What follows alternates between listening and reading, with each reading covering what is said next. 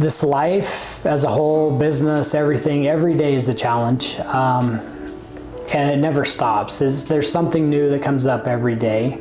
The biggest challenge is your time commitment, because with so many different people pulling me in different directions, from advertisers to our vendors to employees, technicians, how am I able to give a true time commitment to every single aspect of that while still being a father, while still being a husband, while still trying to make every soccer game, every football game.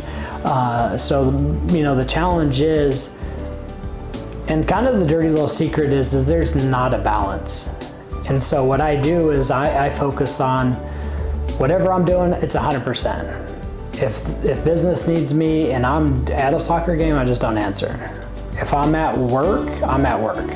And the second I put a different hat on or I shift my focus, that's what I'm doing. And that's the only way you can kind of balance, and it's not a balance.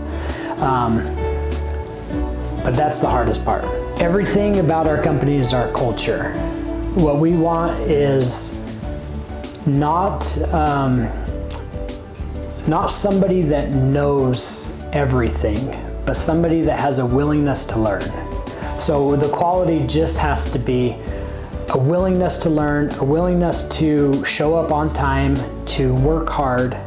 And that is the secret. That's the secret to success across the board for anybody, is being able to not say you're right, because the second you say that, you've closed off any way of actually learning. And so when we're interviewing people, when we're talking to new people, if they say, I want to learn, I want to figure this out, those are the people we're looking for. They have a pleasing personality and the willingness to learn. That's the perfect employee. That's a big one. As far as plumbing is concerned, in 1945, World War II was going on, and a lot of the plumbing was really different. And the reason why is there was a shortage of metal.